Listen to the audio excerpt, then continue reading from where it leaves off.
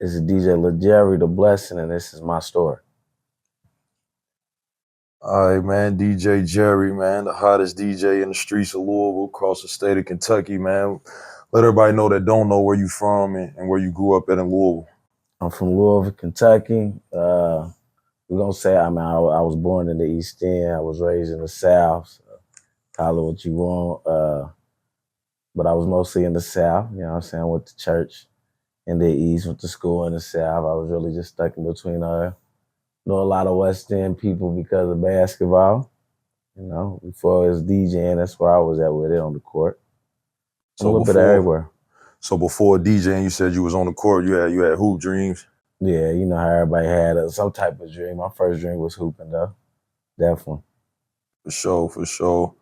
So like, what made you get into this DJing shit? I started throwing parties.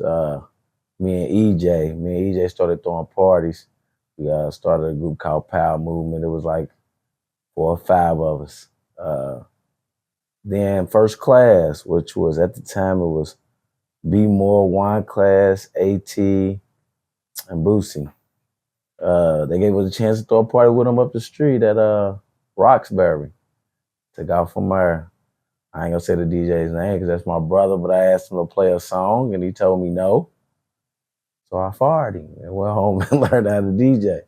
So Roxbury put a date on there. What year you think this was for y'all to start with EJ? What year did you start with EJ before the first class? You said. Yeah, it was definitely before First Class. So I'm gonna say we going back to 2012. Yeah, in 2012. Almost pushing 15 years into DJing. So did you have like a Nah, but when I started with EJ, I and DJ, we just threw parties so when did you start DJing though? 10 years ago. I just had my 10-year anniversary. So we know with the throwing parties and the DJing before you was doing that, like was it anybody locally or even, regionally that made you want to do it? Like or even on some, industry shit, like who inspired you to really get into the entertainment field the way that you are? Throwing parties, it was just more of like just because I knew a lot of people. I didn't even know the money behind it. It was just that I just know I can get a lot of people in one area. But DJing, if somebody tell you my age or a little bit younger that they ain't come under DJ Lil Car, they'll lie. So I feel like DJ Lil Car paved the way for a lot of us. At the time, DJ Lil Car is the only DJ I knew. Yeah, you said Roxbury. We know Carl had when it was Villa, Yeah. the original for sure. So you remember like what was the first party that you DJ'd? DJ Slick actually taught me how to DJ. So I'd say the first party I DJ'd alone was Chimps. Boosie and them used to throw Chimps on a Sunday. It was like a little skating dance situation. That was my first party DJ alone. But other than that, I used to come to Roxbury early and DJ off Slick's turntables for me to learn, you know what I'm saying, the platform and all that. DJ Slick, Access KY, DJ Slick. Yep. Yeah. For sure. So like I know you done threw a lot of parties and you done been in it for a long time. Like what was your favorite like event that you put together and DJ'd on your own, or even a DJ event where you was just collaborating with somebody? And I know you done did a lot, bro, but what's one of them that stick out to you? I ain't gonna lie. I gotta say Coles. Every Saturday. I gotta say Coles. Like that was, I know I DJ for a lot of celebrities and stuff before, but Coles was more of like a lifestyle. You just had to be there to know what it was a lifestyle. So I definitely say Coles every Saturday, sold out Saturdays for my brother Lil Cole. So we know now, like we know DJ Jerry is with the Splash Bros. When did that inception happen? Like when did you cross over from what you was doing to what we know now as the Splash Bros? But really, I mean, me and Lil Cole was Elite Society. Lil Cole told me that he was gonna take a step back. That's when he had his second daughter. So it started with me and Renegade. It was kind of like a joke, like I'm a DJ, he's a hype man. And we started getting booked crazy. So I decided, my little cousins and them came up with the name. So we started throwing parties at E-Lounge. It was me, Renegade, and my little cousins. It's like 5, 6 of them. And I didn't think it was gonna take off like this. See, Tez always been around, you know what I'm saying? But see, Tez always been Tez. See, Tez is the one that made me take Splash Bros serious though. Like go and make it an LLC, make it an entertainment, make it more of a family. You know, see, Tez put that stamp on that. He's the one that made me do that. But I said we've been Splash Bros probably for like 5 years. Where's E-Lounge at for like people outside of the city that don't know? Where was Well, E-Lounge? E-Lounge was on Popular Level. And it was crazy too because we went from throwing parties at Legends at that time. We had Fridays at Legends. We went from Legends, which is in the West End on 26, which that's around C-Tez's area, to Popular Level because my brother FAO Date, he asked me to come out there at the time. That was his club. And we didn't have nowhere to go. And there was nobody that really wanted to do the party that we was doing because they was considered as too urban. We went out there not knowing that if the crowd was gonna follow us, but they definitely did. They definitely did. That was a good time too. Yeah, no, it was definitely a pioneer moment for that side of the city. So you mentioned like being too urban, like as a DJ and party promoter, especially in Louisville, you know, how was that when it comes to the challenges of being able to book venues and have parties safely? You know what I'm saying? Because there's been a lot of safe DJ Jerry Splash Brother events. So like how was it dealing with them challenges as far as throwing the type of parties that you throw? You have issues getting bookings and, you know, stuff like that. I mean, no, that's definitely a good question. I would say first, you know, everybody used to like, you know, blame no matter if it was good or bad on the security. I really feel like it's about how many people you know. You know what I'm saying? Because I don't care where you go, somebody's gonna be able to get in there with a hammer. No matter where you at, you know what I'm saying? It's just all about the respect at the end of the day. So I feel like, you know, having C-Tez in my corner, and then it was me, and then if they was younger than me, I had my little cousins, you know what I'm saying, that we always knew somebody to keep the confusion down. I guess that's how, you know, we kept most of our parties safe. Most of the stuff that did happen outside, you know what I'm saying? Sometimes that's definitely out of your hands. But when it came to getting venues, man, they wasn't hearing that. Like Splash Bro had a little dimple on our name for a little minute that venues were scared of us. So that's why I take my hat off you know, when it comes to Mr. Cole and when it comes to Chick Boss and when it comes to Boosie and them who gave and Date and them, they gave us proper chances for me to go on a long run in their club. You know what I'm saying? It's hard to get a every Friday spot or every Saturday spot and go on the run that we did go on. So if it wasn't for stand-up people like him, you know what I'm saying, I don't think my name would still be relevant for real. So we on the situations, and I know you said that them Coles nights was some of your best parties, man. Give us a insiders only crazy cold story, something positive or just something wild, man, that you just remember. You ain't gotta say no names or nothing, but just I know what's some crazy stuff you done seen in Coles that you know like this can only happen at Coles. Yeah, man. I mean, on a positive note, I didn't watch Mr. Cole go on Kentucky Street and give turkeys out to every family and on every house. Matter of fact, I only know the West like that, so I know Cole's place was on Kentucky, but that back street where the big parking lot was at, like if you parked in the back, that street too, Mr. Cole gave turkeys away to every family, especially when it came to Christmas, Thanksgiving, and all that. I used to wonder why they never used to complain about the music being too loud. That's because like everybody around there was like family. They looked at him as like the mayor. So I would say that was really dope. One of the coolest moments that was crazy though is the mayor.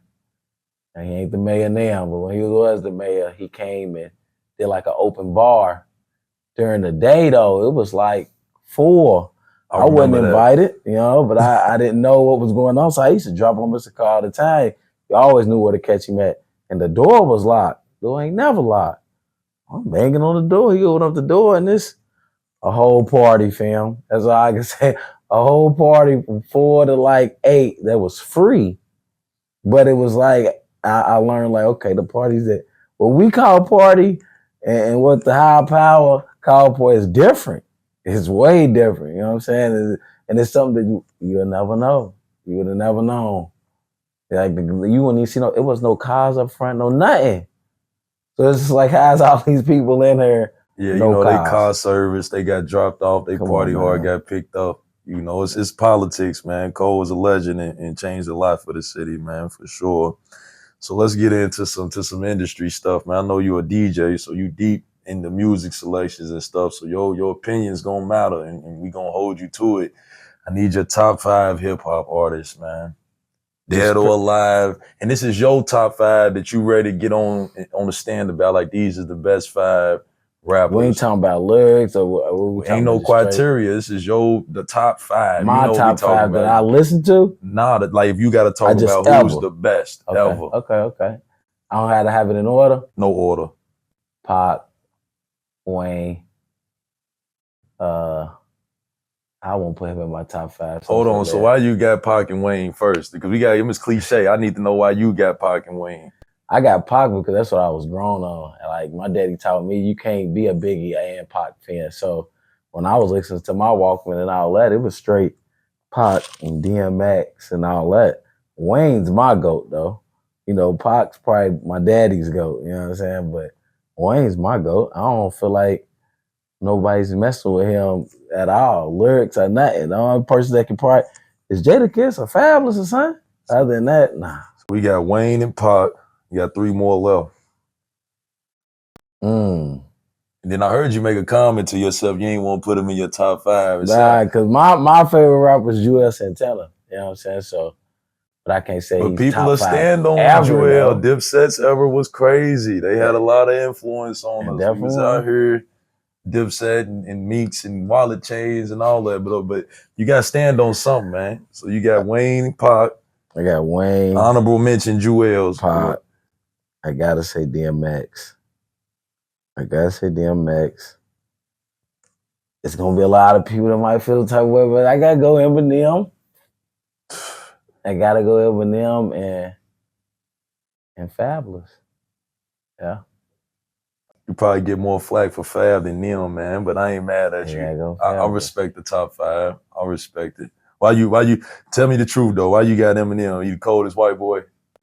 Nah, I can't even say because he's the coldest white boy, but his lyrics is crazy. He was a great storyteller too. See, that's why I like the old Jewels, because he was a great storyteller. Like, I don't think too many people tell stories. What last person told the story was King Von that we followed. You know what I'm saying? Like, I don't think too many people tell stories no more, no matter if they was false or true.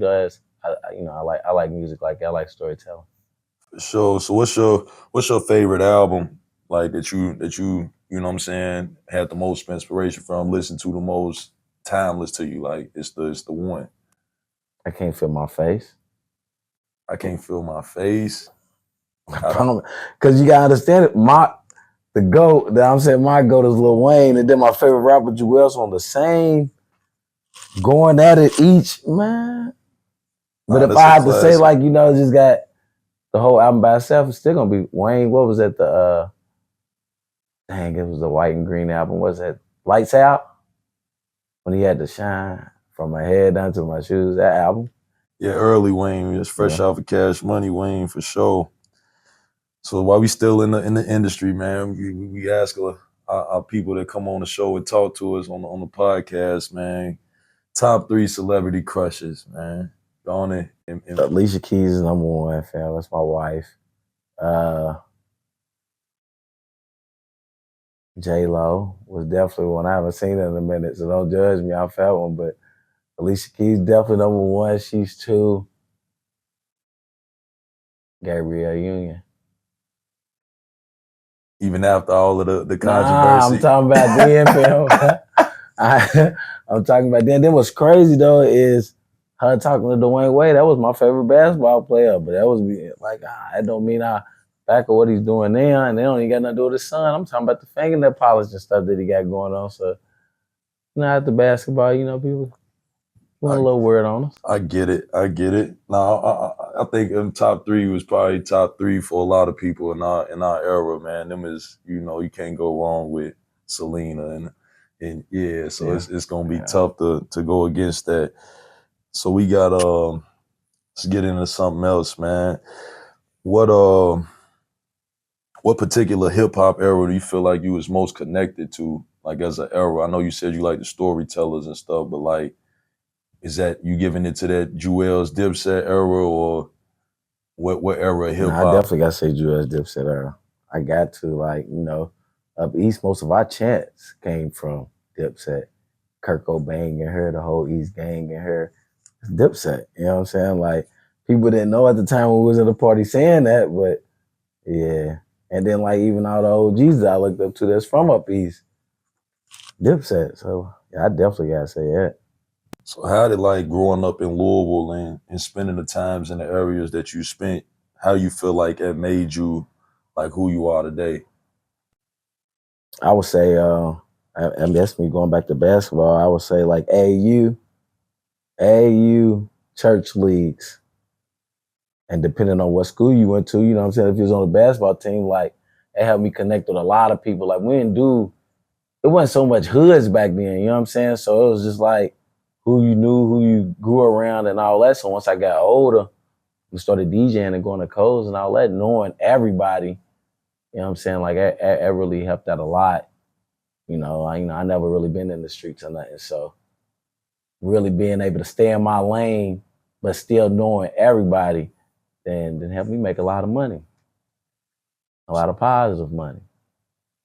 Yeah, I'm gonna put you on the hot seat for a second, so make sure you take your time with these answers, man. So you've been in the city, you've been DJing. Whose song locally, when you turn it on, turn up the club the most over your 10 years of DJing in the city? Who got the hottest record when you know I dropped this, they gonna show? It's a couple of them. Give me three, no order. I gotta say, oh no, I gotta say, Who's that motherfucking by? that's Gen One. Yeah. Play at that codes, they was going stupid. Uh, I gotta say the her season myself. I definitely had a nice run too.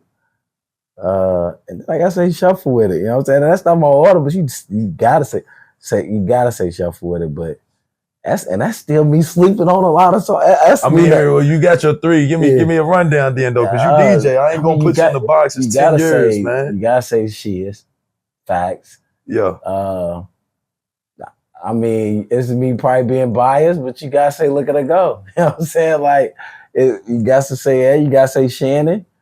Matter of fact, when we say her season, we just gonna say her season because got a couple, man. He got Yeah. a couple. Birthday song for He got a sure. couple, bro. Like, who are you? Like, he's the first Yeah. person to get. What was that? DJ Drama on the song and Yeah. Big D and them Monster short. Squad. So it's like, yes. Now, if I have to go like now, still gotta say Super Steez.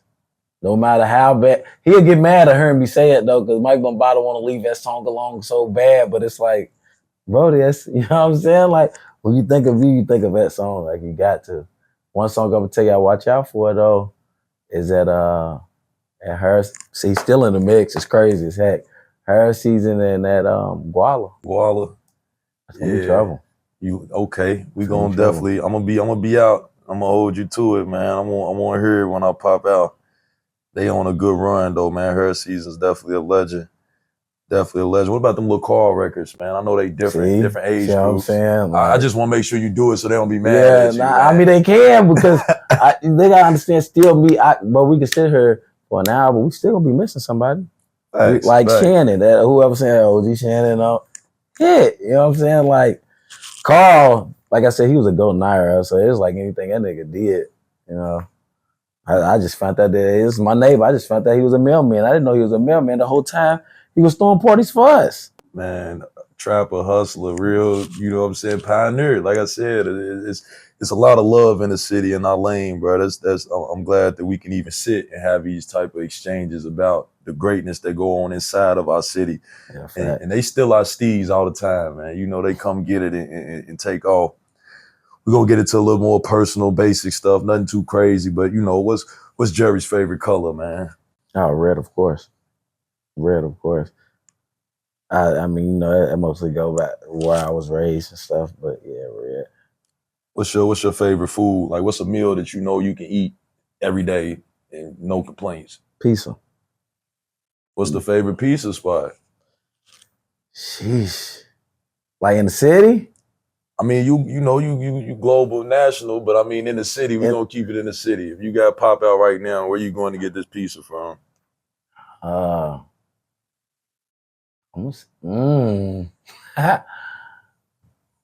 It might be crazy. I'm gonna say Boom Bars though. Boom Bars ain't bad. I'm gonna say Boom That Bars. ain't bad.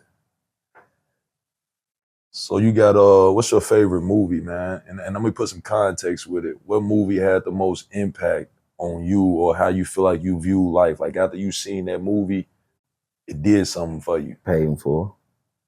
And it wasn't even because of like the activities that was going on. It was really like the storytelling. You know what I'm saying? Like the people that you might start off with might not be there when you go on the run. They might have been the people that was against you the whole time, but you didn't find out until you started going on the run. You know what I'm saying? So it's like Paid in Full. You can watch it 3, 4, 5 times, and you're gonna get a different story or a different feeling out of each time you watch it. So I say Paid in Full. Yeah, it's a dope movie. I feel like as you grow up, you might sit in different seats. As you get older and move around, you start understanding the perceptions of them different roles as you get older. So so tell us about a hardship or a challenge that you went through, in your life that you was never the same after that. Like it may have made you a better person, or it may have made you worse for a temporary moment, but just something that you went through in your life that was distinguishable and made a difference. I had to say losing my brother Peanut. You know, like anybody that knew Peanut knew he was the life of the party, no matter if it was 500. So Facts. losing Peanut, how I lost him, he was just at the wrong place at the wrong time. You know what I'm saying? And then I have to he had a baby on the way, which Lil Peanut's already here. But I had to pick up and just keep going. Like the only thing about it is I couldn't stop, like I couldn't take time off and you couldn't. You know what I'm saying? The baby had to be born in the next couple months. We had to put Brody to rest. I still got a family to feed. We're saying family. I don't got no kids right now, but I still got loved ones. So to be able to continue to DJ, and you can't go DJ and be all hard and not smiling. That's like you walking up in the club and I walk straight past you. You gonna be like, I've been knowing Jerry for 10 years. But what's he on? Like you still gotta have the same happy mentality. So I guess to still have a smile on my face, but when I was shattered inside, that I say that was definitely hard, and ain't no coming back from that. I think it helped me grow a lot. Like I was just like Brody. So when we left the club, we already thinking about the next move, where we going. Now it's just home. Now I leave home. I have fun while I'm DJing, but other than that, home. And you know what I'm saying? That I ain't gonna say that can keep you safe, but it's a start. You know what I'm saying? It's just chilling outside ain't the move no more like we was able to do when we was younger. So I say that. So just to segue off of that, how much different do you feel like Louisville and just outside of Louisville, the streets are and the entertainment world is from the 10 years ago when you started to now? Yeesh. Let's just say it ain't as fun now as it was then. Like, you didn't have to. Well, I didn't. Yeah, I didn't have to watch nothing. And even though it was still probably beef that was going on and all, most of the time everybody got along, bro. No matter where you was from, no matter what color you bang, any of that. You know what I'm saying? Like, I done watched CTS go in every hood with his bandana in his back pocket when he used to wear bandanas. And people will be pumped to see him. You know what I'm saying? Like, now Brody don't even really walk around with bandanas. It's not his stilo no more. But I'm just saying, like, somebody might get mad now. You know what I'm saying? And it's like, it's Tez. It's Tez. You know what I'm saying? And I use him for an example because he's loved everywhere. But it's like, now you gotta being a DJ. You can't play the wrong song at the wrong moment. The wrong song at the wrong moment can cause a party to end. Yeah, for sure. We knew it when Carl played Fuck Them Other Niggas. He knew that was 11:30, 12 after. You can't do it before. Right. Nah, so would you say it's just a respect thing at this point? Respect is different? Yeah, nah, respect's definitely different because it depends on like I said, depends on the age group. It's a certain age group that don't care.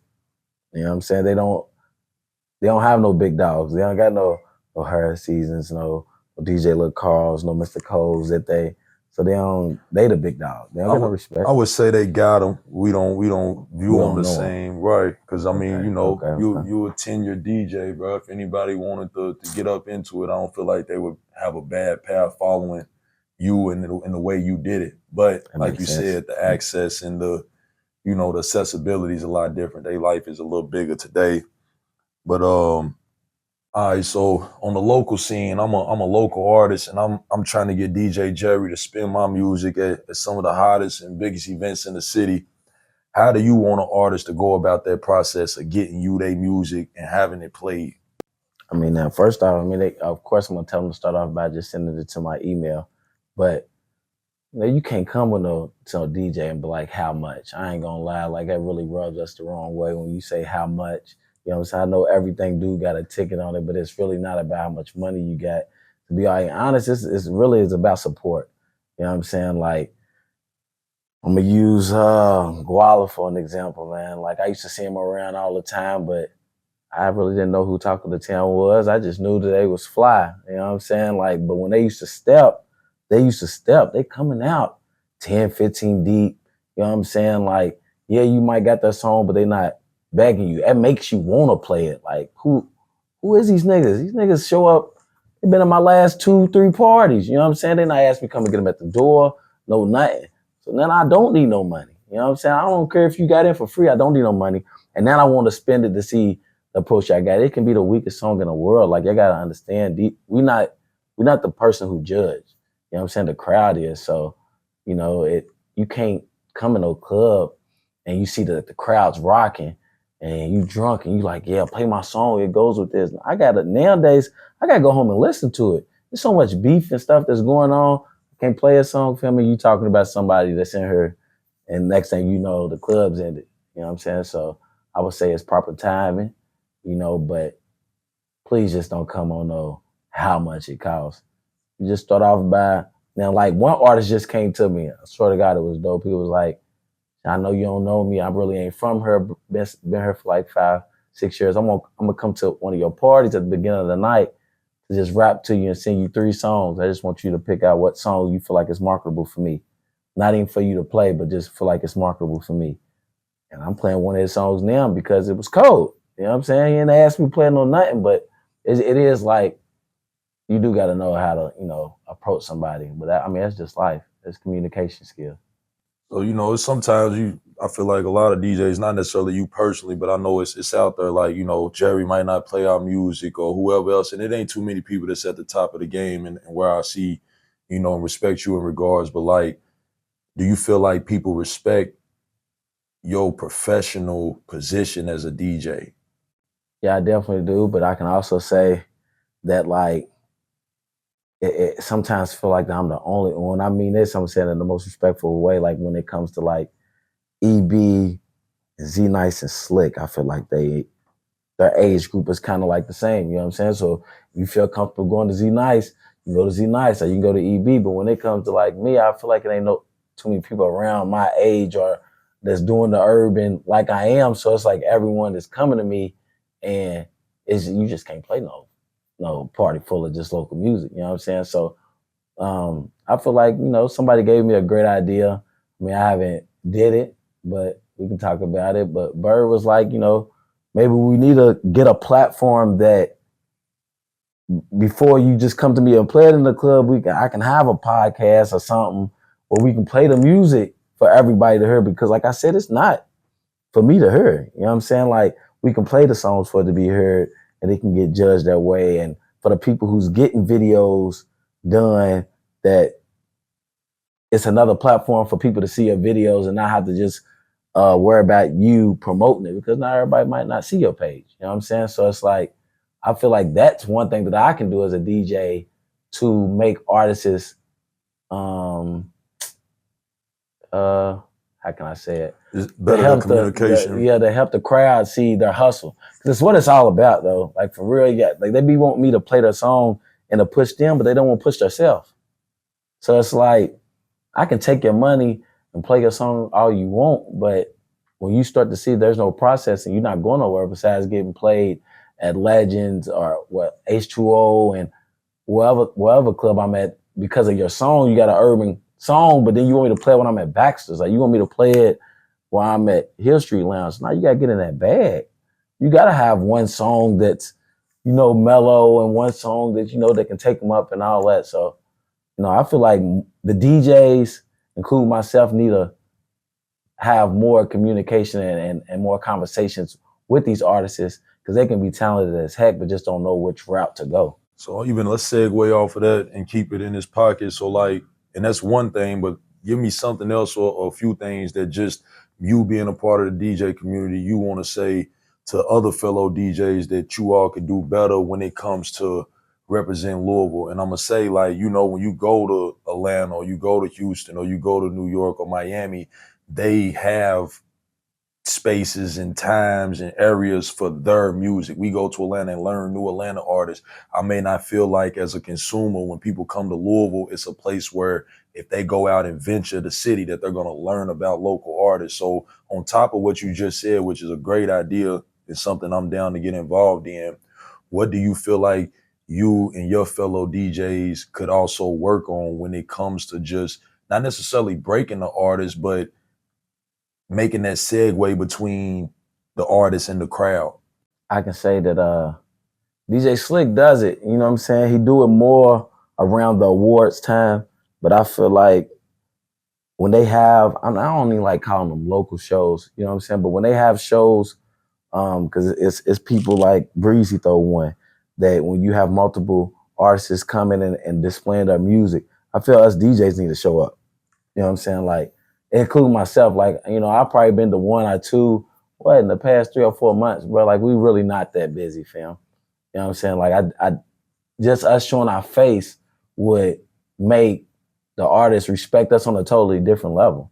You know what I'm saying? Like, they the same way they come and support us, I feel like we can definitely, especially if we're not booked, or they performing a little bit earlier. If they gotta perform at a concert, like now I started doing that. If they perform at a concert, yeah, I'm gonna play a song, but I'm also gonna walk down the stairs and come stand in front of the stage just to see how you gonna rock out though. You know what I'm saying? Instead of it just seemed like we're a record box. They paid us, played our song, we play it, and then all right, we done. No, the same way we'll play a future song, and if the crowd's singing it, we run it back. We gotta do the same thing. Like we actually gotta show that us DJs can break songs, because now I don't think it's not too many of breaking a song. DJs play what's hot. And I will give you your flowers. I done been at a few day parties and I done heard Super Steez 3-4 times throughout the night. I done heard Look at Her Go. And I'm talking about 4-hour party, every hour on the hour. Songs is getting dropped when you out rocking with it. It is something I do want to commend you on. As somebody who's seen it firsthand. So you definitely got the respect to be able to say that. And I think it's a dope advice and outlook that hopefully, we can get reach out to the city and the rest of the entertainment, because we building something different. You building something different, and it's never been done before. So we gonna make mistakes, and I hope people also give y'all grace and understand that it ain't never been this many local artists. Yeah, facts. We had our 4-5 and they was it. Now it's 4-500. Yeah. So how was the crossover from going to the club to your radio side? Because I know you do a lot of work. I heard the mixes on B96 on the weekends, and how was that crossover as a DJ going from the clubs to the radio? I mean, to be honest, it really wasn't that hard because I had people like DJ Empty Beats, that was in my ear and in my corner. Anybody that know him know he's a jerk. You know what I'm saying? He's gonna talk, he's gonna say exactly how he feels. So he's like, you think you cold because you rocking out codes. I gave you codes. I've been there, done that. Like, you weak. But mind you, at the time, I'm like, bro, who are you talking to? Like, but now that I'm older, it's like SEB, he do it for a reason. He wants you to prove him wrong. Like, it don't get under his better than that, and like prove him wrong. You know what I'm saying? So he definitely helped me out a lot, but he's gonna help you to a certain extent. Like, he's gonna make you put that grind in. So, the work ethic that I got, like, nah, it was definitely easy. As long as he helped me find the songs that I wanted to play that was clean, that was easy. But when you really get in the radio business and you see that it is politics. You know what I'm saying? So you have to follow the rules. You know, you got a list of songs that you have to play. You got um you got record labels that's when y'all listen to the radio and y'all heard They Not Like Us 4 and 5 times an hour, that's not a mistake that we doing. They pay for it. You know what I'm saying? That's called a P1. They pay for it. So when it comes to your mixes, that's a certain amount of P1s that you gotta play in your mixes. You know what I'm saying? Like I can't go and play no Master P because really like Master P gets played on our older station. You know what I'm saying? So it is definitely like certain rules. It's a lot of rules that you definitely gotta follow, but also make it entertaining. So I would say that was the hardest is following rules because you don't got to do it in the club. You can do you. So, yeah. So we gonna wrap it up with this question. I usually ask everybody to come out. What do you love most about Louisville? What I love is the love. Like I know it's a lot of we can sit here talk about a lot of stuff that was a lot of he say she say stuff, but it's really a lot of love for it. It's a lot of things to do. You know what I'm saying? But you just gotta you gotta open up. You know what I'm saying? You definitely gotta open up. To be honest, you know, it's a lot of people that ask me why haven't I moved yet? Why ain't you try? That's not why I started the DJ. For real, I started the DJ to let people know like we got the same thing I got in Atlanta. You know what I'm saying? Like I go to Atlanta, I go out of town in Nashville and all that, and really be there and be like, we got the same, like we got this at home. Like there's no way, like you brought up, there's no way that I'm going out of town, which I have, going to Atlanta with an artist because he wants to perform at this open mic. It's 15, 20 people here. Ain't no way. And I know we can go to a same open mic at home with 50 and 60. But the difference is they going in there and DJ Drama's in there and the radio stations in there. So they really not caring about the 10, 15 people. They care about these people that sit down in these chairs. And that's where we got to step it up at. So it include myself. Like we got to come sit in those chairs. But other than that, I feel like it's a lot of love for her. It's definitely a lot of love for her. So when people be trying to hurry up and leave and I'm leaving this hating city, y'all going to another city, no matter what city it is, they got the same hate, fam. They just ain't hating you right now because they don't know you. You know what I'm saying? If they know you, like it's gonna come with it. It's just all about how you adapt to it. You know, but before it's in, I am gonna let y'all know me as a DJ. I am gonna team up with some people that's behind this camera, man. And we definitely gonna come up with some ways to not just help y'all rappers and y'all singers, but also to help y'all people that's out there trying to act and stuff. You know, y'all been calling me trying to do skits and stuff and TikToks and stuff. We definitely gonna put our brain together and stop being old, you know, adapt to what y'all got going on, man. So yeah. Well, let them know where they can follow you at on all social media.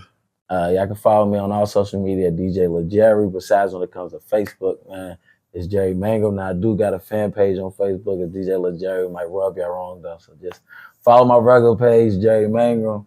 You know, I definitely follow y'all back.